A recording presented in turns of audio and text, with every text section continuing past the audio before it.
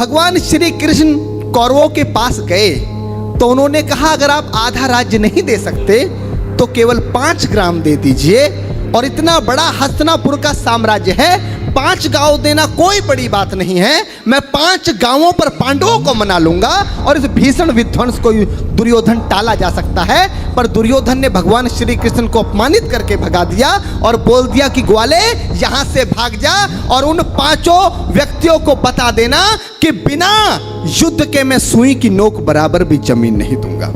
भगवान ने युधिष्ठिर से आके कहा कि अब तुम्हारे सामने युद्ध ही शेष है, वरना तुम्हारे पास कुछ नहीं बचता। और यहाँ से पंक्तियां जन्म लेती है। कुरुक्षेत्र का मैदान है, एक तरफ कौरवों की सेना है कमल, एक तरफ पांडवों की सेना है। यहाँ से कविता जन्म लेती है कि तलवार, धनुष और पैदल सैनिक कुरुक्षेत्र में खड़े हुए। एक बिंब बनाता हूँ, चित्र बनाता हूँ कि तलवार, धनुष और पैदल सैनिक कुरुक्षेत्र में खड़े हुए, रक्त पिपासु महारथी एक दूसरे सम्मुख अड़े हुए, कई लाख सेना के सम्मुख पांडव 5 बिचारे थे। एक तरफ थे योद्धा सब, एक तरफ समय के मारे थे। महासमर की प्रतीक्षा में, महासमर की प्रतीक्षा में सारे ताक रहे थे जी, और पार्थ के रथ को स्वयं केशव हाँक रहे थे जी। बहुत बस इतना आपका प्रेम मिलेगा तो मेरा काम चल जाएगा, क्योंकि जो बड़ी कविता होती है वो तालियों की मोहताज नहीं होती। कि और पार्थ के रथ को स्वयं केशव हाँक रहे थे जी, रणभूमि के सभी नजारे देखने में कुछ खास लगे। माधव ने अर्जुन को देखा, अर्जुन उन्हें उदास लगे। कुरुक्षेत्र का महासमर एक पल में तभी सजा डाला।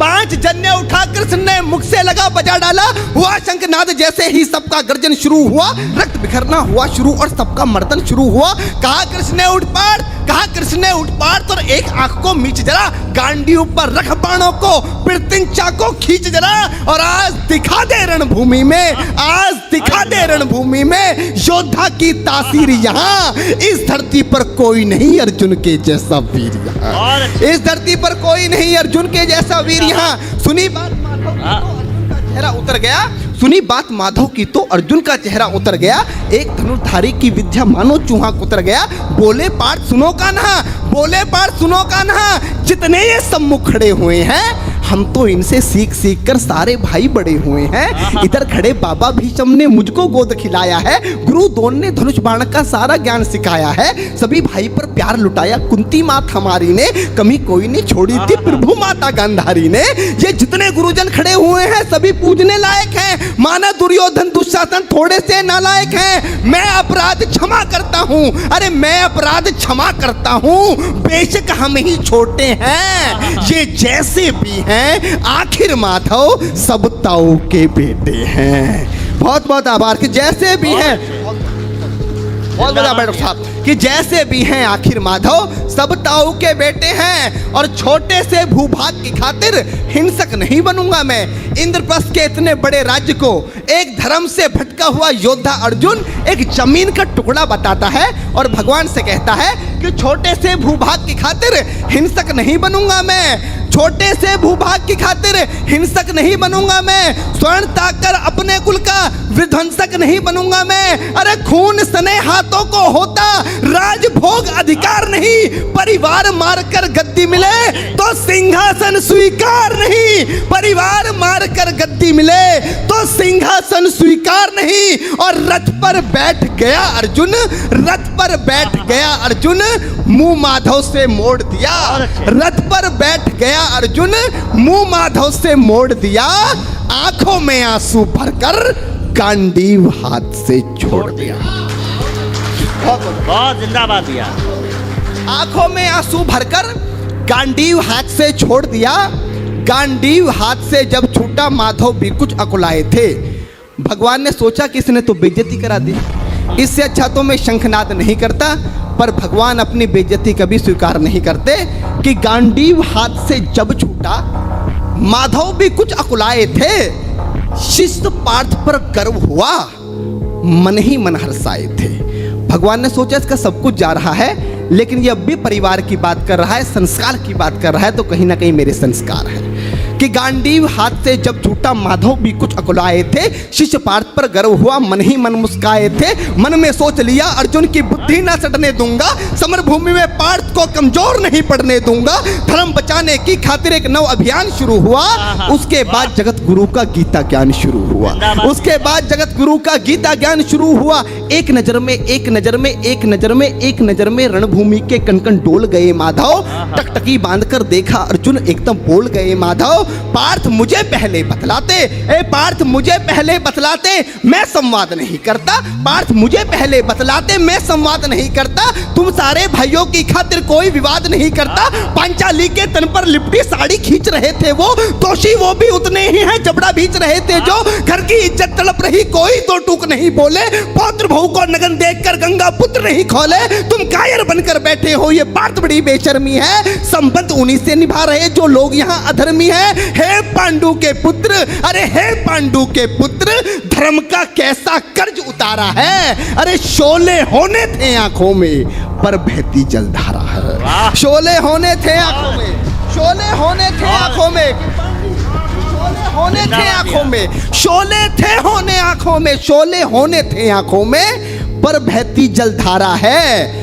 और गांडीव उठाने में पार्थ, गांडीव उठाने में पार्थ, जितनी भी देर यहां होगी, गांडीव उठाने में पार्थ जितनी भी देर यहां होगी, इंद्रप्रस्थ के राजभवन में उतनी अंधेर वहां होगी। वाह, आभार। कविता को समझने वाले लोग बैठे हैं, कम लोग अगर कविता समझने वाले हों तो कवि की सार्थकता होती है।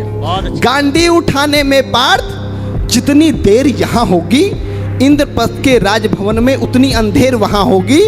इंद्रप्रस्थ के राजभवन में अधर्म धर्म की गहराई में खुद को नाप रहा अर्जुन, अधर्म धर्म की गहराई में खुद को नाप रहा अर्जुन। अश्रुधार फिर तेज हुई और थर थर कांप रहा अर्जुन। हे पार्थ मुझे बतलाओ, कुलनाशक कैसे बन जाऊं, रक्त सिंहासन लाशों पर मैं शासक कैसे बन जाऊं। कैसे उठेंगे कर उन पर जो कर पर अधर लगाते हैं। कर का मतलब होता है हाथ, अधर का मतलब होता है होठ। जो मेरे हाथों को चूमते हैं उस पर हाथ कैसे उठाऊं, कि कैसे उठेंगे कर उन पर, कैसे उठेंगे कर उन पर जो कर पर अधर लगाते हैं। करने को जिनका स्वागत ये कर भी स्वयं जुड़ जाते हैं। इन्हीं करों ने बाल काल में सबके पैर दबाए हैं, इन्हीं करों को पकड़ करों में पितामह मुस्काए हैं। अपनी बाणों की नोक जो इनकी ओर करूंगा मैं, केशव मुझको मृत्यु दे दो उससे पूर्व मरूंगा मैं। केशव मुझको मृत्यु दे दो उससे पूर्व मरूंगा मैं। बाद युद्ध के मुझे ना कुछ भी पास दिखाई देता है। माधव इस रणभूमि में बस नाश दिखाई देता है। जिंदाबाद। माधव इस रणभूमि में बस नाश दिखाई देता है। बात बहुत भावुक थी किंतु जगत गुरु मुस्काते थे और ज्ञान की गंगा निरंतर चक्रधारी बरसाते थे। जन्म मरण की यहाँ योद्धा बिल्कुल चाह नहीं करते, क्या होगा अंजाम युद्ध का ये परवाह नहीं करते। पार्थ यहाँ कुछ मत सोचो, बस कर्म में ध्यान लगाओ तुम। बाद युद्ध के क्या होगा ये मत अनुमान लगाओ तुम। इस दुनिया के रक्तपात में कोई तो साथ नहीं, निज जीवन का करे फैसला नर के बस की बात नहीं। तुम ना जीवन देने वाले नहीं मारने वाले हो, ना जीत तुम्हारे हाथों में तुम नहीं हारने वाले हो। ये जीवन दीपक की भांति यूं ही चलता रहता है, पवन वेग से बुझ जाता है वरना जलता रहता है। मानव वश में शेष नहीं कुछ फिर भी मानव डरता है, मानव वश में शेष नहीं कुछ फिर भी मानव डरता है। वह मरकर भी अमर हुआ जो धर्म की खातिर मरता है, वह मरकर भी अमर हुआ जो धर्म की खातिर मरता है। ना सत्ता सुख से होता है ना सम्मानों से होता है। डॉक्टर साहब अभी यहाँ पर शहीदों की बात की, दुनिया का सबसे बड़ा सम्मान क्या होता है। पार्थ ने गीता में अर्जुन को बताया कि ना सत्ता सुख से होता है ना सम्मानों से होता है। जीवन का सार सफल केवल बस बलिदानों से होता है। जीवन का सार सफल बेहद बस बलिदानों से होता है और देहदान योद्धा ही करते हैं। जब हमारे सेना के जवान, पुलिस के जवान अपनी शहादत देते हैं तो उनको झंडे में लपेट कर लाया जाता है। ये सबसे बड़ा सम्मान है। वही पंक्तियां माधव ने कहा कि ना सत्ता सुख से होता है ना सम्मानों से होता है। मेरे जीवन की डॉक्टर साहब सर्वश्रेष्ठ पंक्तियां दे रहा हूं अपने जीवन की, कि ना सत्ता सुख से होता है ना सम्मानों से होता है। जीवन का सार सफल केवल बस बलिदानों से होता है और देहदान देहदान योद्धा ही करते हैं, देहदान योद्धा ही करते हैं, ना कोई दूजा जाता है। देहदान योद्धा ही करते हैं, ना कोई दूजा जाता है। रणभूमि में वीर मरे तो शव भी पूजा जाता है।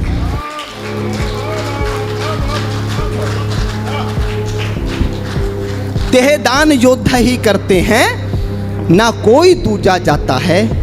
रणभूमि में वीर मरे तो शव भी पूजा जाता है। और योद्धा की प्रवृत्ति जैसे खोटे शस्त्र बदलती है। कविता की एक सर्वश्रेष्ठ पंक्तियां देता हूं, क्योंकि गीता में भगवान कृष्ण बताना क्या चाह रहे थे कि योद्धा की प्रवृत्ति जैसे कमल बैठ कि योद्धा की प्रवृत्ति जैसे खोटे शस्त्र बदलती है। पंक्ति पर आपका ध्यान चाहूंगा कि योद्धा की प्रवृत्ति जैसे खोटे शस्त्र बदलती है, वैसे मानव की दिव्य आत्मा दैहिक वस्त्र बदलती है। बहुत अच्छी बात, बहुत बढ़िया। वैसे मानव की दिव्य आत्मा दैहिक वस्त्र बदलती है। ये मान और सम्मान बताओ, जीवन के अपमान बताओ। उसके बाद अर्जुन कहता है कि ये मान और सम्मान बताओ, जीवन के अपमान बताओ। जीवन मृत्यु क्या है माधव, रण में जीवन दान बताओ। काम क्रोध की बात कही तो मुझको उत्तम काम बताओ। अरे खुद को ईश्वर कहते हो तो जल्दी अपना नाम बताओ।